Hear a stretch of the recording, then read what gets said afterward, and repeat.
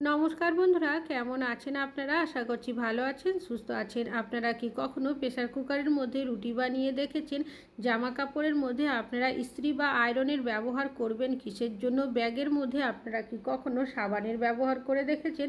কি হতে পারে তাছাড়াও আপনাদের কাছে শেয়ার করব আরও বেশ কিছু ছোট ছোট ইউজফুল কিচেন টিপস। চলুন দেখে নেওয়া যাক আজকের প্রথম টিপসটা আমি আপনাদের কাছে কি শেয়ার করি। আমি এখানে গ্যাসের মধ্যে একটা প্রেসার কুকার বসিয়ে দিয়েছি, তার মধ্যে কিছুটা পরিমাণের জল দিয়েছি। এটাকে ভালো করে গরম করতে হবে। একটা সিটি পড়ে গেছে, দেখতেই পাচ্ছেন। গ্যাসের ফ্লেমটাকে বন্ধ করে দিয়েছি।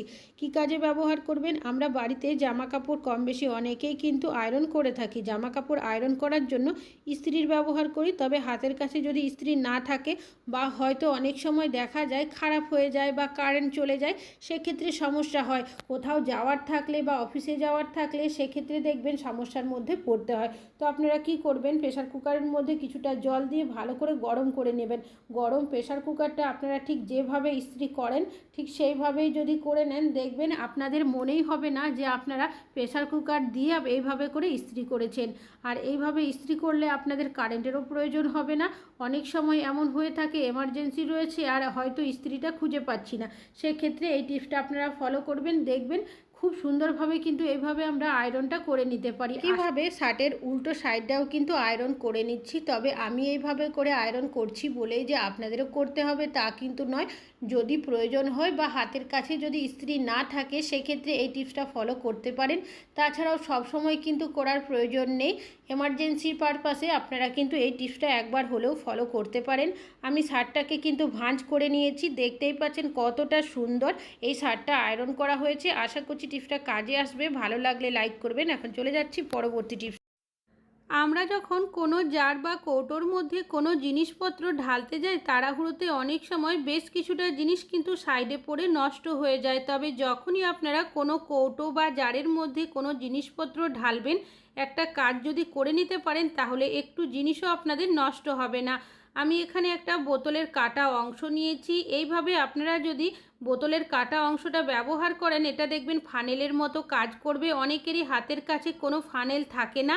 এইভাবে জিনিসটা ঢালবেন, একটু জিনিস আপনাদের নষ্ট হবে না। আশা করছি টিপসটা কাজে আসবে। ভালো লাগলে লাইক করবেন। এখন চলে যাচ্ছি পরবর্তী টিপসে। বেশ কিছুটা গার্ডার, আমরা যখন কোনো কিছু জিনিসপত্র কিনি দেখবেন তার সাথে এই ধরনের গার্ডার আমরা পেয়ে থাকি। তাছাড়াও অনেকে আমরা ব্যবহার করার জন্য বাজার থেকে গার্ডার কিনেও আনি, তবে একসাথে যখন গার্ডারগুলো রেখে দিই কিছুদিনের মধ্যেই দেখা যায় একটা গার্ডার আরেকটা গার্ডারের সঙ্গে এমনভাবে আটকে যায়, সহজে ছাড়তে চায় না।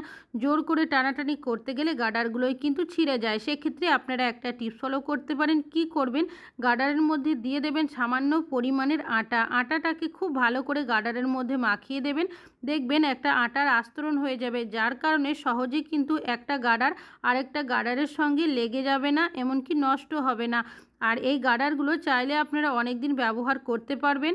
একটা কোনো কৌটো বা জারের মধ্যে এইভাবে আটা মাখিয়ে রেখে দেবেন। ভালো লাগলে লাইক করবেন। এখন চলে যাচ্ছি পরবর্তী টিপসে। আমি এখানে নিয়েছি বেশ কিছুটা মাছ। মাছ আমাদের কম বেশি অনেকেরই বাড়িতে নিয়ে আসা হয়ে থাকে, তবে যখন জ্যান্ত মাছ নিয়ে আসা হয় দেখবেন জ্যান্ত মাছ যতই ভালোভাবে ধুয়ে পরিষ্কার করি না কেন একটা লাল জল বেরোতে থাকে। তাছাড়াও মাছের মধ্যে যে একটা বিজল পদার্থ থাকে সেটাও কিন্তু বেরোতে শুরু করে, যার কারণে আমরা মাছটা বারবার ধুয়ে পরিষ্কার করি। সেক্ষেত্রে দেখা যায় মাছের যে স্বাদ থাকে সেটা কিন্তু একদমই নষ্ট হয়ে যায়। তবে যখনই মাছ ধোবেন একটা টিপস আপনারা ফলো করতে পারেন। মাছের মধ্যে সামান্য পরিমাণে লবণ দিয়ে দেবেন। লবণটাকে খুব ভালোভাবে মাখিয়ে দেবেন। কী হবে, মাছের মধ্যে যে একটা বিজল পদার্থ থাকে যেটা সহজে যেতে চায় না, সেই বিজল পদার্থও চলে যাবে আর লাল জলও বেরোবে না মাছের থেকে। আশা করছি টিপসটা কাজে আসবে। এখন চলে যাচ্ছি পরবর্তী টিপসে। আমরা যখন মাছ ধুয়ে থাকি, মাছ ধোয়ার পর হাতে থেকে আষ্টে গন্ধ বেরোতেই থাকে, যার কারণে বারবার সাবান হ্যান্ড ওয়াশের ব্যবহার করি। তো আপনারা কি করবেন, যে চা আপনারা খান চায়ের পাতাটা ফেলে না দিয়ে রেখে দেবেন। সেটা দিয়ে মাছ ধোয়ার পর আলতো হাতে দুটো হাতের মধ্যে যদি চা পাতা ঘষে দেন, দেখবেন মাছের যে আষ্টে গন্ধ থাকে সেটা কিন্তু সহজেই চলে যাবে। আশা করছি টিপসটা কাজে আসবে। এখন চলে যাচ্ছি পরবর্তী টিপসে।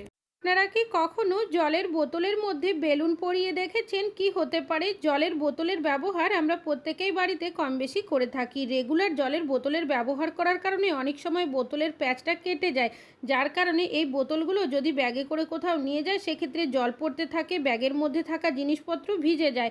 তো একটা টিপস আপনারা ফলো করতে পারেন। কি করবেন? নিয়ে নেবেন বেলুন। আমাদের অনেকেরই বাড়িতে ছোট বাচ্চারা রয়েছে, বেলুন দেখবেন অনেকেরই বাড়িতে থাকেই। তো একটু ছিঁড়ে ফেটে যাওয়া বেলুন এইভাবে কেটে আপনারা বোতলের যে ঢাকনাটা রয়েছে তার মধ্যে লাগিয়ে দেখবেন টাইট মতো আটকে থাকবে। কোনোভাবেই কিন্তু জল পড়বে না, ব্যাগে কোনো জিনিসপত্র নিয়ে গেলেও ভিজবে না।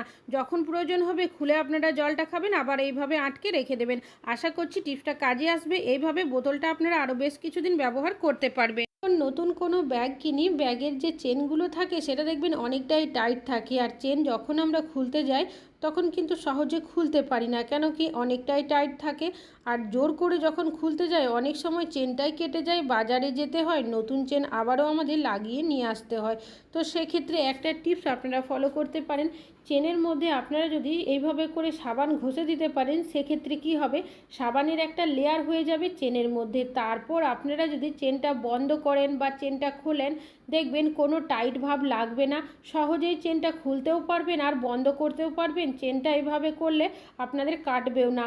আশা করছি আপনাদের টিপসটা কাজে আসবে। ভালো লাগলে লাইক করবেন। এখন চলে যাচ্ছি পরবর্তী টিপসে। কিছুটা আটা মেখে নিয়েছি। রুটি আমরা কম বেশি অনেকেই বাড়িতে বানিয়ে থাকি, আর রুটি বেলার জন্য আমরা কি করি, বেলন চাকির ব্যবহার করে থাকি। তবে হাতের কাছে যদি বেলন চাকি না থাকে বা হয়তো আছে এঁঠোতে, সেটা কিন্তু কোনোভাবে ব্যবহার করতে পারি না। তো কিভাবে আপনারা বেলন চাকির সাহায্য ছাড়াই রুটি বেলবেন তারই একটা ইউজফুল টিপস আপনাদের কাছে শেয়ার করব।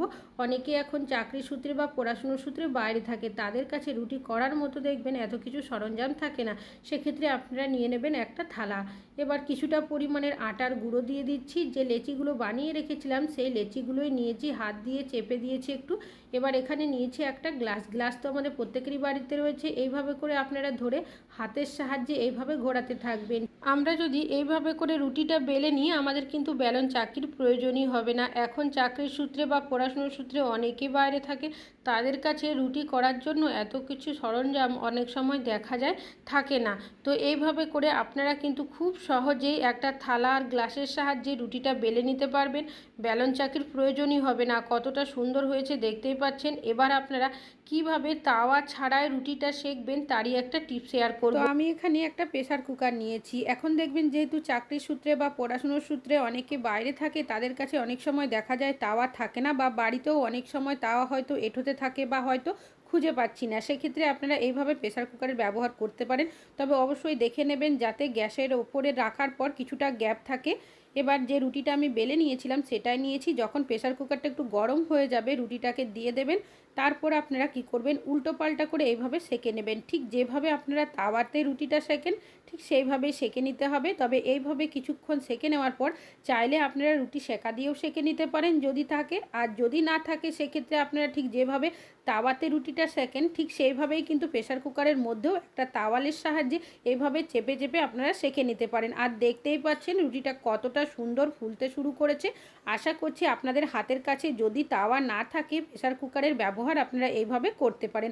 তবে আমি এইভাবে রুটি করছি বলে যে আপনাদেরও করতে হবে তা কিন্তু নয়। যদি প্রয়োজন হয় বা হাতের কাছে তাওয়া যদি না থাকে সেক্ষেত্রে এই টিপসটা একবার হলেও আপনারা ফলো করতে পারেন। ভালো লাগলে অবশ্যই একটা লাইক করবেন। এখন চলে যাচ্ছি পরবর্তী টিপসে। ভাতের মধ্যে আপনারা কি কখনো আদা দিয়ে দেখেছেন? কি হতে পারে, ভাত রান্না বান্না আমাদের প্রত্যেকেরই বাড়িতে হয়ে থাকে। তবে অনেক সময় দেখবেন কাজের তাড়াহুড়োর জন্য হোক কি ভুলবশত ভাতটা তলার সাইড থেকে বসে যায়, কখনো কখনো এতটাই পুড়ে যায় সেই ভাতের গন্ধের কারণে আমরা কিন্তু কেউই খেতে পারি না। আমরা অনেকেই ভাতের মধ্যে পেঁয়াজ দিয়ে থাকি ভাতের পোড়া গন্ধটা দূর করার জন্য।